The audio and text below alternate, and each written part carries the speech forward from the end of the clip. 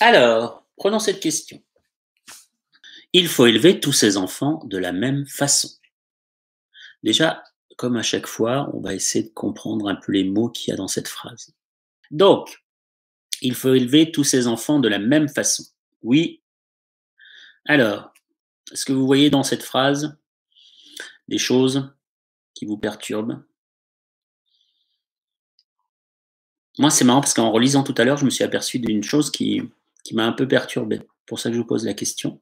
Est-ce que vous avez des choses à sortir par rapport à ça? Non? Bon, allez, je me lance. Il y a le mot élevé. Alors, ça peut paraître un peu particulier. J'ai sûrement dû le mettre pour des raisons particulières, mais voilà. En gros, j'entends bien que beaucoup vont peut-être râler en disant on n'élève pas ses enfants, on les éduque. Je suis complètement d'accord avec vous. Donc, si vous voulez, on peut enlever ce mot élevé. Voilà, on élève un cheval. On n'élève pas forcément ses enfants, quoi. Ou alors, on est très dans le behaviorisme. Enfin, dans le behaviorisme, dans le behaviorisme pavlovien. Voilà. Si on est dans le Pavlov, la théorie de Pavlov, là oui, peut-être qu'on va les élever. Chez Skinner aussi, d'ailleurs, peut-être. Non, non, là, on peut mettre éduquer, il n'y a pas de souci. Donc, il faut éduquer tous ces enfants de la même façon. Est-ce que vous êtes d'accord, oui ou non? Qu'en pensez-vous? Prenons une famille normale, avec 2, 3 enfants, nés à des âges différents, ce qui paraît logique, mais en gros, on va bien les séparer. Un enfant de 10 ans, un enfant de 6 ans, un enfant de 4 ans. Voilà, à peu près. On s'en fout, hein, de toute façon, c'est pas très important. Est-ce qu'il faut les éduquer tous de la même façon, à votre avis? Oui, bah, exactement Nils, exactement. Heu, ouais, ouais. Voilà, bon, bah, j'ai plus rien à dire. La question était facile. C'est que là, on revient à la première, 1er épisode où je vous parlais de faire la différence entre la personnalité de l'enfant et son comportement. Là, on parle de la façon d'élever ses enfants.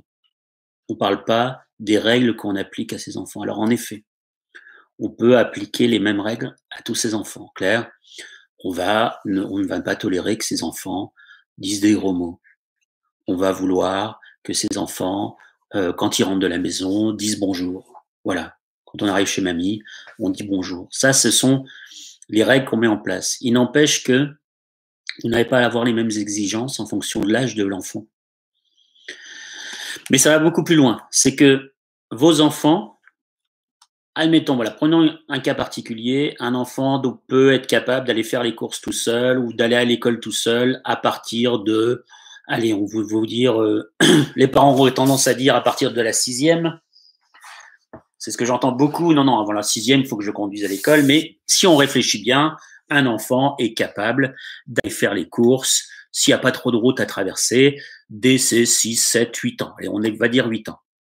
Votre premier enfant à 8 ans, vous l'avez laissé aller faire les courses tout seul, voilà, chercher du pain, vous lui avez donné la monnaie, il est allé, il est revenu, il avait une route à traverser avec un feu rouge, ça se passait très bien. Le deuxième enfant arrive à ses 8 ans lui aussi. Est-ce que ça signifie qu'obligatoirement, comme il a le même âge, on va le laisser donc, comme c'était prévu, le laisser aller faire les courses, vu que de toute façon, c'était prévu comme ça à 8 ans, on va le laisser l'autre à 8 ans. Oui ou non? Non, en effet, parce qu'en fait, on ne sait jamais. L'enfant de 8 ans qui arrive en deuxième position n'a pas forcément la même maturité émotionnelle, cognitive et ainsi de suite que le premier. Ce qui veut dire qu'en soi, si vous voyez que l'enfant que vous avez est du genre complètement insouciant, un peu, alors un peu dans le schéma un peu hyperactif, c'est-à-dire vraiment avec déficit de concentration, difficile à tenir en place, un peu tête en l'air, voilà, plutôt un peu tête en l'air, c'est clair que vous n'allez pas dire bah, parce que l'autre est parti à 8 ans, on va le laisser partir tout seul à 8 ans. Vous allez vérifier. Comme c'est aussi possible que vous allez pouvoir laisser un autre enfant qui, dès 7 ans, va être capable de.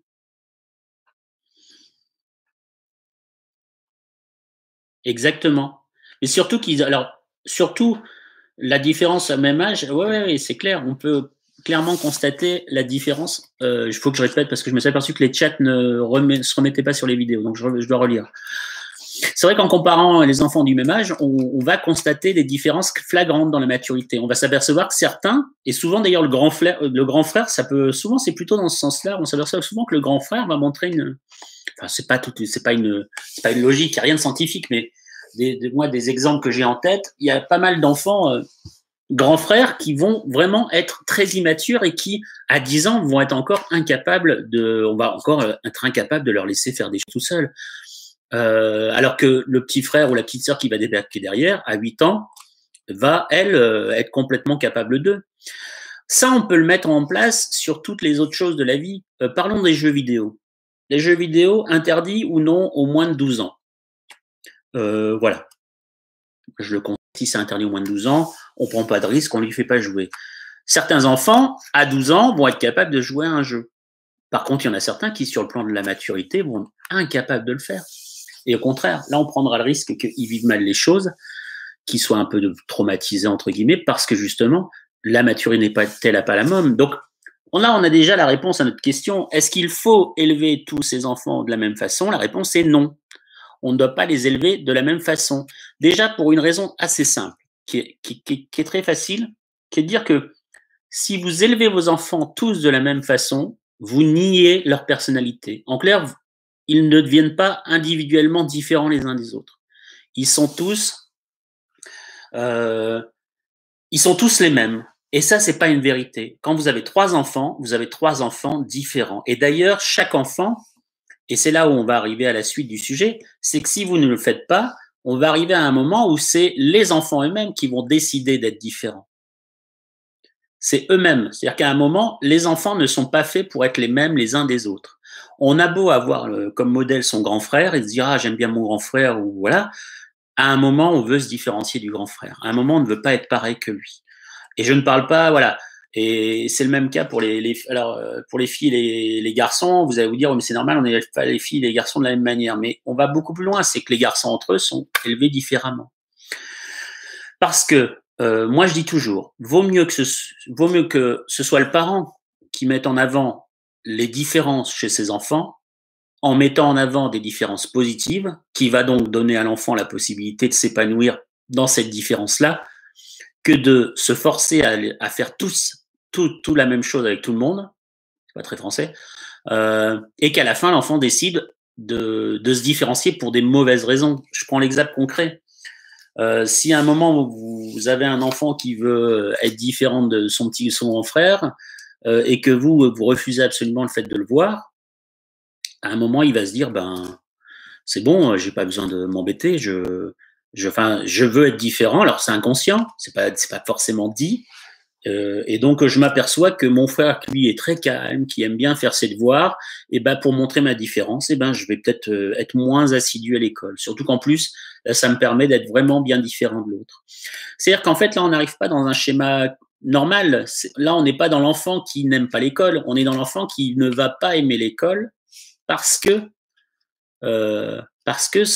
il veut être différent de son grand frère. Alors que si vous étiez arrivé avant et que vous lui aviez dit, écoute, moi, alors ton grand frère, il est très calme dans sa chambre, j'aime beaucoup, voilà, très calme. Mais alors moi, j'aime beaucoup le fait que tu me fasses rire, que tu fasses des blagues, que tu sois très drôle. Là, vous allez placer la différence sur quelque chose qui n'a pas de rapport avec la scolarité.